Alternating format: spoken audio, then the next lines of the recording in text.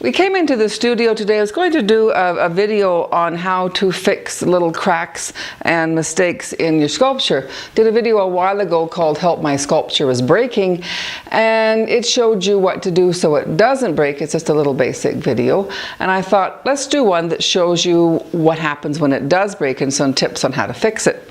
So I went ahead and I thought, well, the best way to get something to break is to put something over a form and leave it there. And I did, and it didn't break. So I put a base on it. This was really wet clay.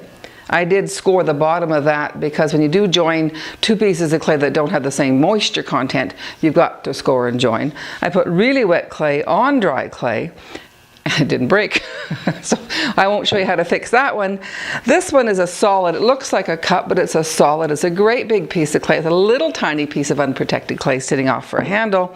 And I thought, that's got to break off, and I can show you how either to make it make another one join on, or fix that one, or try to fix that one, but it didn't break.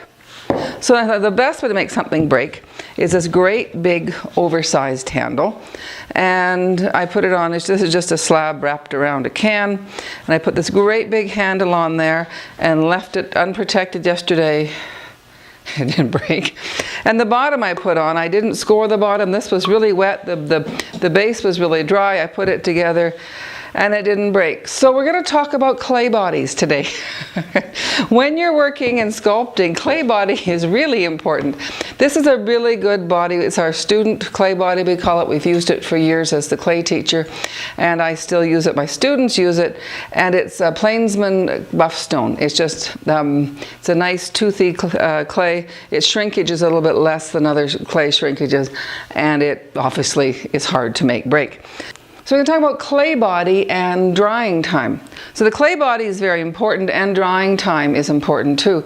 I made these last week because I knew I had to go out of town for the weekend, and I thought I'd make these basic little shapes. I'd come back yesterday, I'd take the plastic off, I'd leave them overnight and they'd all be broken, and we could do the video today. So I think that the proper clay body and very slow drying time, even with the big handle sticking out, if it dries slowly, you lower the chances of breaking. So what we're going to do today is I'm going to use a different clay body. I've got another Plainsman clay body, and it's quite smooth and cream cheesy, and this clay doesn't have the tooth to hold it together. I'll see if I can't break some rules and make some pieces crack so I can fix them and share with you a few tips. Then after that, we're going to talk about slabs. It's going to be a day in the studio shooting videos. I'm going to show in the videos, I'm going to show how to roll a slab and throw a slab, and then make a slab roller slab, and then I'm going to do a few basic plates and how to make a pizza stone. And by that time I'll have talked most of the day, and Jim will be more than tired of listening to me. We'll go out and play with our dogs, and it'll be a day.